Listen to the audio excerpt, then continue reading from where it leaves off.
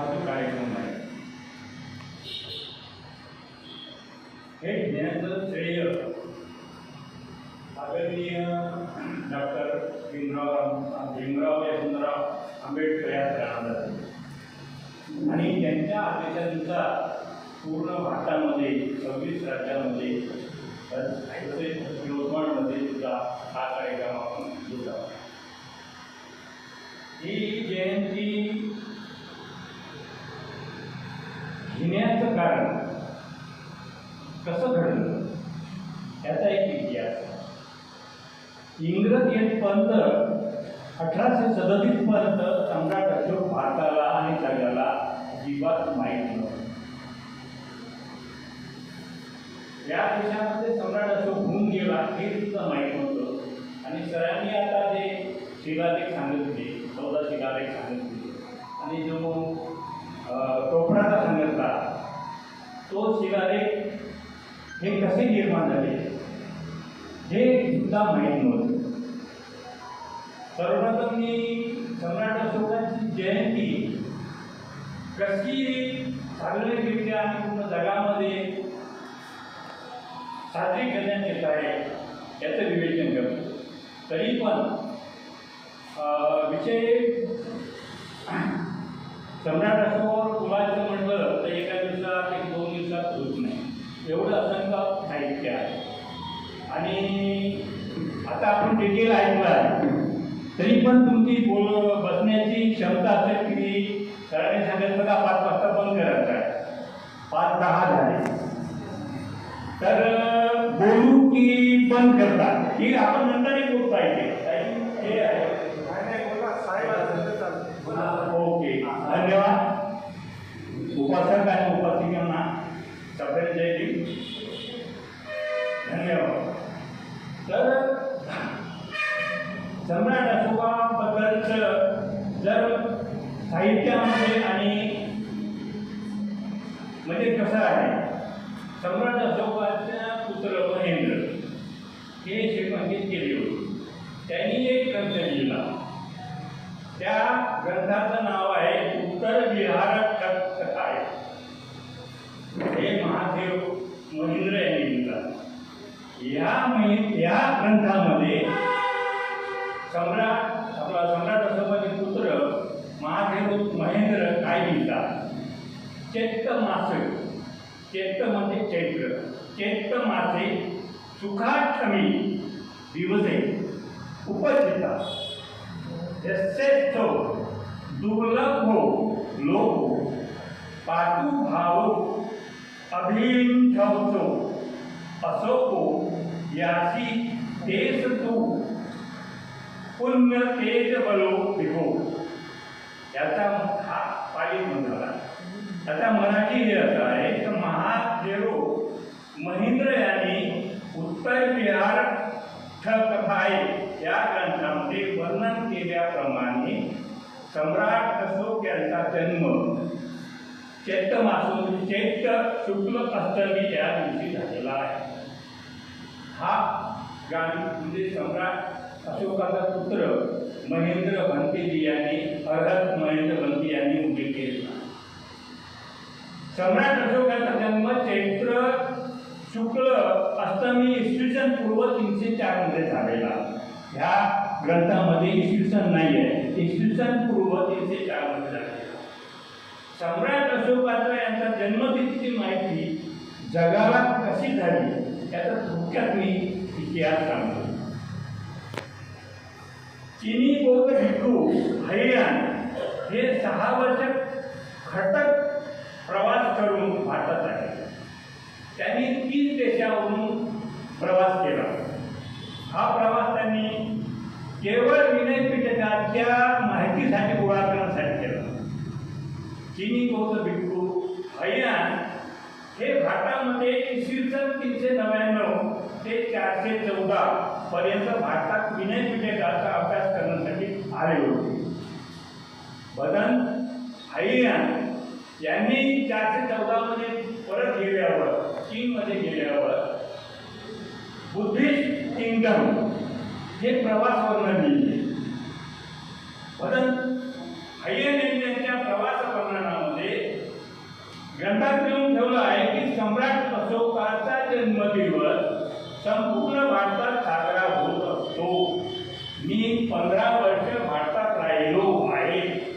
हा उत्सव साजरा होताना बघितले आहे तो दिवस आहे चैत्र शुक्ल अष्टमी. भदन भाय्यान त्यांच्या प्रवास वर्णनाचा इंग्रजी अनुवाद त्यांनी ते त्यांच्या चिनी भाषेत लिहिला होता. त्या चिनी भाषेचं ट्रान्सलेशन अनुवाद जेम्स लेक यांनी केला. या पुस्तकाच्या जो पुस्तक त्यांनी ट्रान्सलेशन केलं, जेम्स लेक यांनी पुस्तकाचं ट्रान्सलेशन केलं, त्याच्या पेज नंबर 79 मध्ये हा उल्लेख आलेला आहे. आणि त्या पुस्तकाचं नाव आहे जेम्स लेकचं, म्हणजे भाई यांनी लिहिलं आहे. त्या ग्रंथाचं नाव आहे बुद्धिस्ट किंगडम.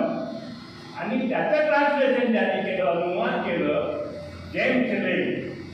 या पुस्तकाचं ग्रंथाचं नाव आहे record of Buddhist kingdom by हायलियन, अनुवादक जेम्स लेक. या ग्रंथाच्या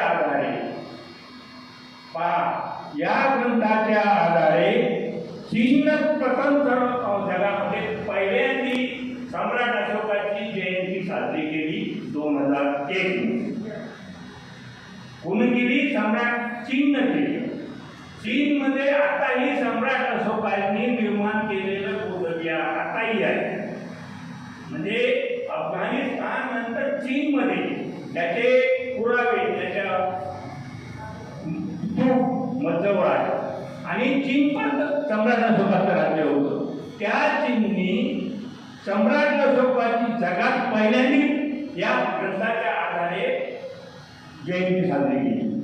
आणि तिथून मग जगात फैललं. ते जगात फैललं आणि तिथून मग हळूहळू भारतात आलं. मग चीन दरवर्षी करायला लागले. मग ते संदर्भ आता जमाना आहे आपल्या ऑनलाईनचा. मग ते भारतातल्या लोकांनाही माहीत पडलं की सम्राट अशोकाची जयंती साजरी केल्या जाते चीनमध्ये. मग कधी आता ही आहे, याचं ठीक तारीख नाही आहे. याचं कसं आहे, चैत्र शुक्ल अष्टमी. आता चीननं दरवर्षी ती केली. एका वेळेस त्याची 12 एप्रिलला आली. 12 एप्रिलला आल्यानंतर जगात आता भारतातल्या काही लोकांना माहीत पडलं, पुण्याच्या लोकांना काही माहीत पडलं की सम्राट अशोकाची जयंती 12 एप्रिलला आहे. त्यांनी 12 एप्रिल फिक्स करून टाकली. आणि दरवर्षी पुण्यामध्ये आपण सन्नतीला गेलो होतो, तिथं जो स्तूप केला होता, तिथं त्याच्या अस्थी होत्या त्या अशोक सिलवननं जो सन्नतीचा आपला स्तूप मोठा केला होता, तो दरवर्षी 12 एप्रिलला जयंती सम्राट अशोकाच्या करायची. आणि त्यांनी असे पूर्ण भारतामध्ये 14 स्तंभ उभं केले आहे. तर अशा प्रकारे माहीत पडलं. पण खरी म्हणजे हे आहे की चैत्र शुक्ल अष्टमी. आता हे झालं जयंतीचं कसं आपलं आतापर्यंत आला आपल्या. आता हायलियन यांनी जे वर्णन केलं आपल्या जयंतीचं, ते आपलं मी थोडक्यात सांगतो तुम्हाला. आणि वेळ भरपूर झालेला आहे, बोलायचं भरपूर आहे, नंतर बोलूया. सम्राट अशोकाची राजधानी पाटलीपुत्र आहे. याविषयी भदन हायलियन म्हणतो, पाटलीपुत्र ही सम्राट अशोकाची राजधानी होती. शहराच्या भिंती आता पडलेल्या आहेत. म्हणजे तो 4व्या शतकात आला, त्यावेळेचं वर्णन आहे. राजवाड्याच्या भिंती आणि कमानी पाषाणाच्या आहेत. त्यावरील कोरीव काम मनाला मोहून टाकते. येथे अनेक सुंदर सुंदर विहारे आहेत. त्या विहारातून 600 ते 1000 भिक्खू राहतात. येथील भिक्खू फारच विद्वान आहे. पाटलीपुत्र त्या काळी सर्वात मोठे शहर म्हणून गणले जाते. सरांनी आता पाटील सरांनी मेगॅथेनिसचा इंडिका या ग्रंथाचा उल्लेख केला आहे. त्या ग्रंथामध्ये त्यांना जे हायलियनला माहिती झाली ते सुद्धा वर्णन केलं आहे. सत्कृत्य करण्यात येथील लोक एकमेकांत स्पर्धा करतात. पाटलीपुत्र शहराची लांबी 15 किलोमीटर होती, तर रुंदी 2.5 किलोमीटर होती. सभोवती लाकडी तटबंदी होती. त्याला 64 महादरवाजे आणि 500 बुरुज होते. मॅगझिन सिरीजने हे वर्णन इंडिकामध्ये केलेलं आहे. पाटलीपुत्रामध्ये प्रत्येक वर्षी दुसऱ्या महिन्याच्या 8व्या दिवशी ते रथयात्रा काढतात, म्हणजे जयंतीच्या. या रथयात्रेला फार महत्त्व होते. या यात्रेत प्रत्येकाचा सहभाग असेल. रथ हा 4 चाकी असेल. त्या रथावर बांबूच्या सहाय्याने 5 मजली बांधकाम केले जात असे. त्या रथाचा आकार सुंदर कोगव्यासारखा दिसत असे. हा रथ साधारणपणे 20 फूट उंचीचा असे. त्यावर पांढऱ्या शुभ्र लोकरीचा कपडा चढविलेला असे. त्यावर तथागत गौतम बुद्धाच्या जीवनातील प्रसंगचित्रे रेखाटलेली असत. याशिवाय सोने, चांदी, रेशमी झालरीने ते सुशोभित केलेले असत. जवळजवळ 20 ते 25 असे सुंदर सजविलेले रथ असत. हा उत्सव प्रत्येक घराघरातून मोठ्या आदरपूर्वक केला जात असे. लहानापासून पोरापर्यंत प्रत्येक जण यात सहभागी होत असत. पाटलीपुत्र नगरीत काषाय वस्त्र धारण करून बौद्ध भिक्खू मोठ्या संख्येने सामील झालेले असत. उपासक उपासिका यात मनोभावे सामील होत असत. सगळी नगरी उडून गेलेली असत. रथाची भव्य मिरवणूक पाटलीपुत्र नगरीत काढली जात असे. त्यावेळी रथापुढे नृत्य आणि गायन चालत असे. हा उत्सव सर्व बौद्ध राज्यात सर्वत्र चालत असे. मशालीच्या प्रकाशात मिरवणुकीचा हा कसा आगळा वेगळा आहे. आणि ह्या रथयात्रेचं आता अतिक्रमण पूर्ण केलं तर आताही या रथयात्रा चालू आहे. आता ही रथयात्रा चालू आहे की ओरिसामध्ये आपल्या जगन्नाथपुरी म्हणतो तिथं ही यात्रा चालू आहे. अजून म्हणजे सम्राट अशोकाची जी जयंती त्या काळात होती ती आता आहे. फक्त धर्म बदलला. फक्त बांबूचे 5 मजली आताही सजवले जाते आणि रथ ते शेंडीधारे ओढतात. पहिले आपले भिक्खू ओढत होते, आता शेंडीधारे ओढतात. एवढा त्यांनी सगळ्याच्या हे केलेलं आहे. आता जर म्हटलं तर सम्राट सरांनी सांगितलं हा तो कोकणात त्यांनी उल्लेख केला. हा ओरिजिनल दिसता नाही. हा ओरिजिनल उत्कृष्ट दिसता.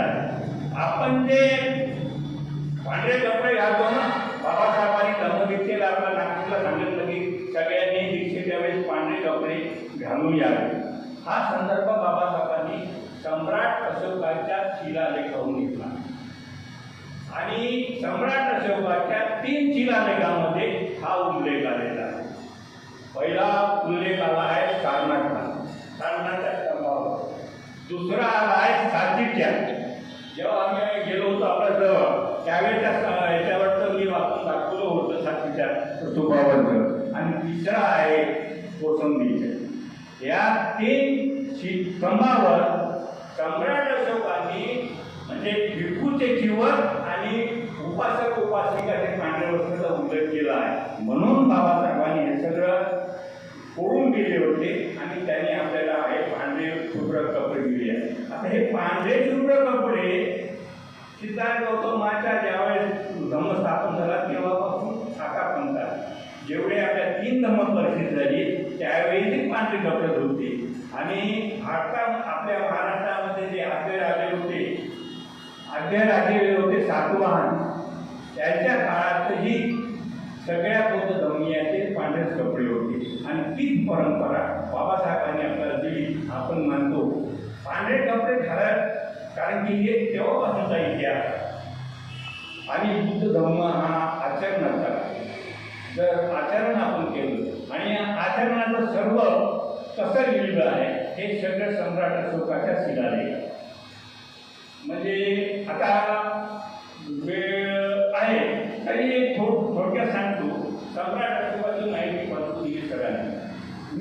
फक्त सम्राट अशोकाच्या जीवनामध्ये 3 लेडीज महत्वाच्या आल्या, त्याचं थोडक्यात वर्णन करतो, कारण की महिलांना हा विषय माहीत झाला. पहिली लेडी सम्राट अशोकाची आई शुभंगरागी उर्फ धम्मा. धर्मा हे तिकडले आहे, धम्मा आपला आहे. ब्राह्मी ही तिकडली भाषा आहे, आपली धम्मलिपी आहे. म्हणजे ते लोक त्या लिपीला धम्मलिपी म्हणत नाही, ते ब्राह्मी ब्रह्मा ब्रह्माची इथून ते सुरू झाला आहे. सम्राट अशोकाच्या शिलालेखामध्ये 30 वेळा धम्मलिपी शब्द आला आहे. ज्या शिलालेखामध्ये धम्मलिपी शब्द आला त्याची भाषा कोणती असेल? ब्राह्मी असेल का धम्मलिपी असेल? धम्मलिपी असेल, कारण 30 वेळा त्यांनी शिलालेखात लिहिलं आहे. हे बाकीचे लोक कोणी सांगत नाही, ते सांगते ब्राह्मी, कारण की त्यांना त्या तिकडलं वाचा आहे ना, म्हणून ते सांगते. त्याची लिपी होती सम्राट अशोकाची धम्मलिपी. आणि या धम्मलिपीमध्ये आपण कसं वागलं पाहिजे, कसं आपण बौद्ध धर्माचं आचरण केलं पाहिजे, त्यांनी त्याच्यामध्ये 7 ग्रंथाचं वर्णन केलं आहे. बौद्ध ग्रंथाचा हे शिलालेखामध्ये आहे. आणि अशा याच्यातच आपण आई वडिलांची सेवा केली पाहिजे, सगळ्याशी प्रेमानं वागलं पाहिजे. प्रेम हा सगळ्यात महत्त्वाचा शब्द आहे बौद्ध धर्मामध्ये. जर आपण प्रत्येकाशी प्रेमानं वागतो नाही, आई वडिलांशी प्रेमानं वागतो नाही, आचरण बरोबर केलं नाही, तर पांढरे कपडे घालून काही फायदा नाही. ज्यांनी बोलून की जन्मीचे म्हणल्यानं होत नाही. आपलं आचरण पाहिजे, तरच तुम्हाला ठेवते.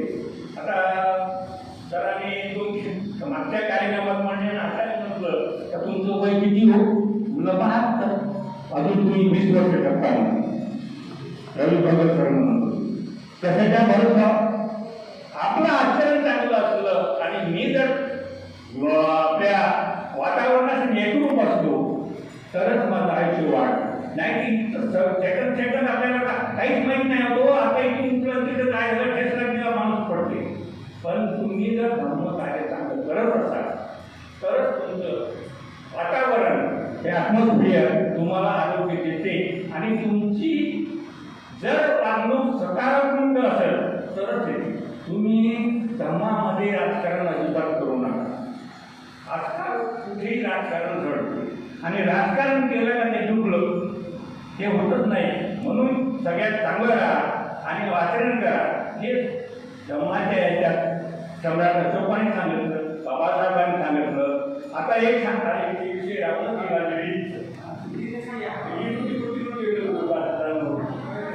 धर्मा. तर सम्राट अशोकाने तिकडे राज्य गनिम केलं होतं आणि शेवटचं काश्मीरमध्ये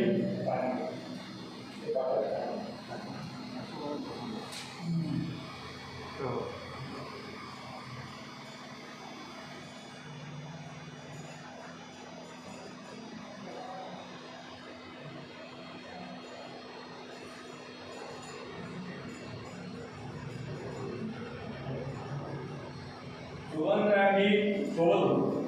आता काश्मीरमध्ये कोणी गेलं असं तर सांगता येत नाही, पण ज्यांनी गेलं तर मी गेलेलो, लडाखमध्ये गेलो, काश्मीरमध्ये गेलो. आणि सम्राट अशोकांनी 2 शहरं बसवली. एक म्हणजे श्रीनगर, जे काश्मीरची राजधानी आहे.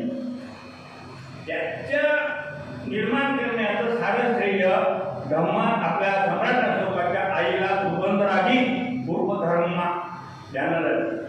त्यांनी तिथे जेव्हा ते जिंकलं त्यावेळेस आई मातोश्री आईने ते सौंदर्य बघितलं, वनसृष्टी बघितली आणि तिला ती आईला पसंत पडली. सोबतच असताना त्यांनी अशोकाला म्हटलं, आपली पाटलीपुत्र राजधानी आहे, तिथं उन्हाळ्यात खूप गरमी असते. अशोका, तू इथं एक शहर बसव, एक गाव बसव. गाव असं आणि त्या गावाला मी माझे नातू घेऊन इथं उन्हाळ्यात येईल. तत्काळ सम्राट अशोकाने होकार दिला आणि सुरू केलं. मग चर्चा चालू असताना सम्राट अशोकाने म्हणे माते या शहरात बसवतो मी, पण या शहराचं नाव काय ठेवायचं? माझ्या मते वनश्रीनगर ठेवावं, कारण की वनसृष्टी हे सृष्टी सौंदर्य हे फार आहे, बर्फ पडत आहे आणि पहाडी एरिया आहे. वनश्रीनगर ब्रह्मा मातोश्रीनं म्हटलं जरी हे मान्य आहे तुझं, पण या शहराचं नाव श्रीनगर ठेवा, श्रीनगर ठेव. आणि तत्काळ सम्राट अशोकाने त्या गाव तिथे वसवलं आणि त्या गावाचं नाव ठेवलं श्रीनगर, म्हणजे आईच्या आज्ञेनुसार, सूचनेनुसार. आणि दुसरं गाव वसवलं काठमांडू. तुम्ही गेले असाल सहलीमध्ये. काठमांडूचं ते आत्ताच महादेव आहे ना, महादेवाचं मंदिर त्याला म्हटलं जातं, ती प्राचीन चारुमतीचं घर आहे. सम्राट अशोकाची जी दुसरी मुलगी होती चारुमती, तिचं ते राजवाडा आहे. आणि त्या चारुमतीनं तुम्ही गेले असाल तर काश्मीरमध्ये शंभूनाथ विहार बघितलं, तू बघितला का? पशुपतीनाथ तिच्या चारुमतीचं राजवाडा आहे त्या काळातला. आता तो अतिक्रमण झाला. त्याच्या बाजूला एक थोड्या अंतरावर शंभूनाथ स्तूप आहे, ते चारुमतीने बनवलेलं आहे. म्हणजे त्यांच्या जे मुलगी होती, पत्नी होती, आपली आई होती, हे दोन उदाहरण. आता मोठं उदाहरण सम्राट अशोकाची पहिली पत्नी, जिचं नाव सरांनी सांगितलं देवी, तिचं ओरिजिनल नाव आहे महादेवी. दुसरं नाव आहे विदिशा देवी आणि तिसरं नाव आहे शाक्यकुमारी. म्हणजे त्या महादेवी म्हणजे सम्राट म्हणजे ही महेंद्राची संघमित्राची आहे. आता यांचं लग्न कसं झालं हा मोठा इतिहास. सम्राट अशोकाला बिंदुसारनी सांगितलं की उज्जैनचा राज्यपाल म्हणून नियुक्ती केली आणि नियुक्त करताना हा मी निसर्गप्रेमी सुद्धा सम्राट अशोक हा त्याच रस्त्याने विदिशावरून टाकला. आपल्या धर्मामध्ये त्या काळामध्ये तथागताच्या काळामध्ये सम्राट अशोकाच्या काळामध्ये पहाटेला 4च्या अगोदर, पहाटे 4च्या अगोदर आपली सगळी प्राप्तविधी करून बौद्ध उपासक आणि उपासिका जवळच्या चैत्य पूजेमध्ये सामील होते, पांढरे वस्त्र घालून. आणि ही तर सम्राट अशोकाची जी महादेवी होती, शाक्यकुमारी होती, ती ते वडील व्यापारी होते आणि ते बौद्ध धर्मीय होते. आणि तिच्या घरी बगीचा होता. सकाळी उठून 4 वाजताच आपल्या मैत्रिणीसोबत, जिचं एका मैत्रिणी भरपूर होत्या, एक मैत्रिणीचं नाव होतं जसवंती. आणि ही महादेवी सकाळीच उठून त्या चैत्याच्या कार्याच्या पूजा कराव्या आणि त्या रस्त्याने आपला लव्या धर्मासह उज्जैनला जाण्यासाठी सम्राट अशोक चालले होते. ती तर आपल्या याच्यात बुद्धं शरणं गच्छामि, धम्मं शरणं गच्छामि, संघं शरणं गच्छामि आणि हातात फुलं घेऊन चैत्याकडे जातो.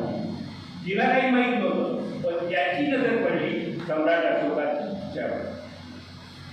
तिचं सौंदर्य, तिचा कमनीय बांधा पाहून हा सम्राट अशोक एकदम आकृष्ट झाला. आणि त्या कुमारिकेचे जे लेडीज होती त्याच्या मागं पुढापर्यंत गेला आणि त्याची नजर काही हटेना. आखरी त्याच्या जे सोबतीचे होते त्यानंतर लक्षात आलं का हे दादा आपला सम्राट अशोक त्याच्यात काहीतरी हे आहे. मग त्यांनी आपल्या सेवकाला विचार केला तर ती जी समोरची आहे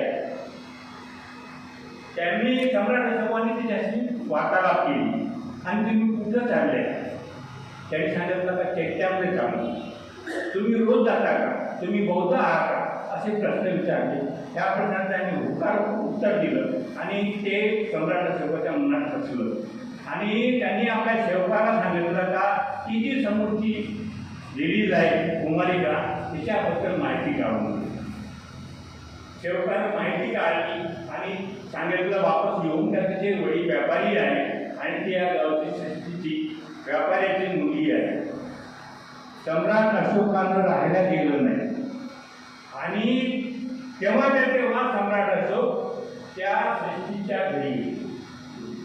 आता हे राज्यपाल होते तेवढा गावाजमा होता तो तर घाबरून गेला त्याचा बाप तिला वाटलं काय गडबड झाली बा माझ्या घरी एवढं आलं त्याने सांगितलं श्रेष्ठी घाबरण्याचं कारण नाही मी तुमची जी मुलगी आहे महादेवी तिचा सोबत विवाह करण्याची माझी इच्छा आहे तो ते एवढा आनंदित झाला काय एकदमच आनंद झाला आणि त्याने तात्काळ होकार दिला होकार दिल्याबरोबर दुसऱ्या 4-5 दिवसाचं त्याचे लग्न झालं म्हणजे इथं बाप नाही आई नाही कोणी नाही फक्त सम्राट अशोक आणि महादेवी शाक्यकुमारी विदिशा देवी त्याचे लग्न झालं आणि तात्काळ त्याला सोबत घेऊनच उज्जैनला गेले उज्जैनला गेल्यावर ते तिच्यासोबतच राहिले तिच्यासोबत राहिल्यावर इसवी सन पूर्व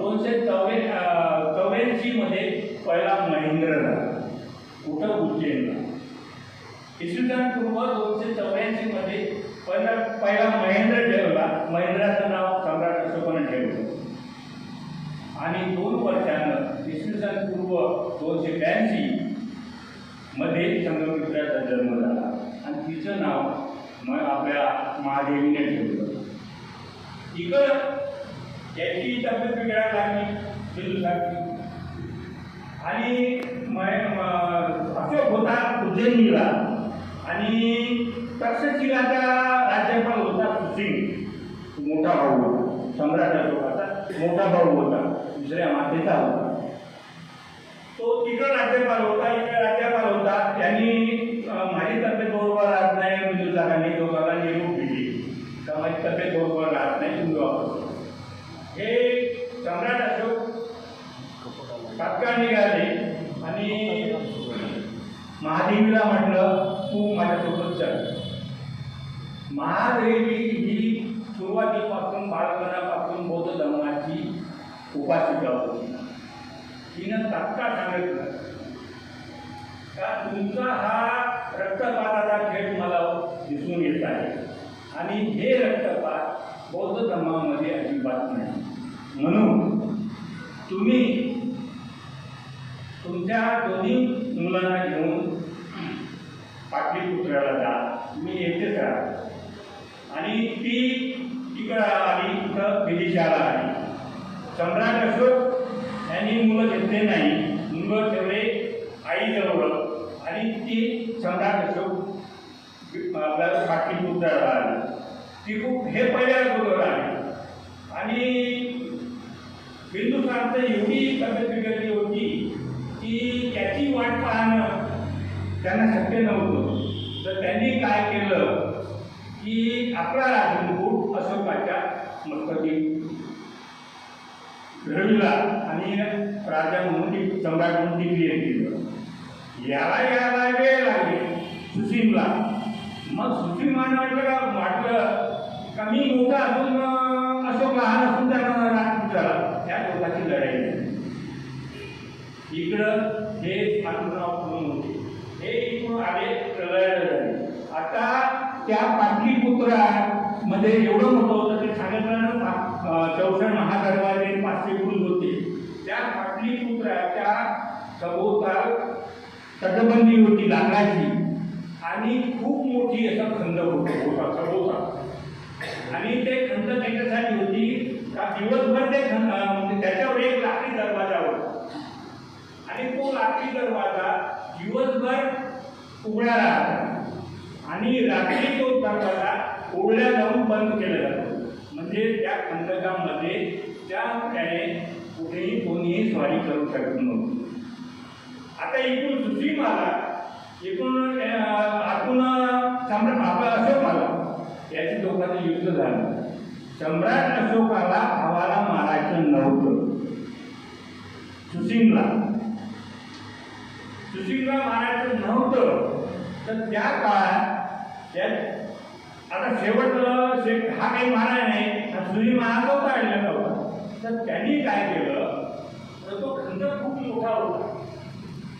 हा एक म्हणजे राजपूत असल्याने होता सुसीम. त्यांनी एवढी उडी मारण्याचा प्रयत्न केला आणि या काठावर येण्याचा प्रयत्न केला. काही ते बंद झालं होतं जेट. तर त्याच्याने चुकला आणि खाली होता खंडक. त्या खंडकामध्ये मरण पडला आणि मरण पावला. इकडं सगळा आकार झाला का सुसीम मारला गेला. पण सुसीम त्यांनी मारलं. त्यांनी सांगितलं भावाला, भाऊ शिष्य होता एक, त्याला सांगितलं का मला मारायला होता, पण असं घडलं नसतं पडलं. म्हणून हे झालं इसवी सन पूर्व 269 आणि जिकडे तर कलोळ झाला होता. 4 वर्ष सम्राट अशोकांनी राज्याभिषेक केला होता. जेवढे त्याच्या विरुद्ध होते त्या सगळ्यांना त्यांनी समाप्त केलं आपल्या कृतीनं. ते मारझोड करून नाही, आपल्या याने केलं. आणि इसवी सन पूर्व 265 मध्ये राज्याभिषेक झाला. आता मी जर सणावळी सांगत आहे, जे वाचक असेल त्याच्या लक्षात येत नाही, आणि जे वाचक नसेल, इतिहास वाचक नसेल. जन्म केव्हा झाला सम्राट अशोकाचा? इसवी सन पूर्व 304. राज्य केव्हा झालं, म्हणजे राजा केव्हा झाला? इसवी सन 269. तुम्ही म्हणाल का हे 304 जन्म झाला, 269 कसं काय झालं? इसवी सन पूर्व 265 कसा राज्याभिषेक झाला? हे सणावळी बोलण्याचं आधुनिक तंत्र आहे. आता जो आपण बोलतो वर्ष आहे 2024. हे झालं सम्राट अशोक आपल्या येशू ख्रिस्ताच्या जन्मापासून आता सुरू झालं. आणि त्याच्या अगोदरचा जो आपण इसवी सन म्हणतो त्याला म्हणतो इसवी सन पूर्व.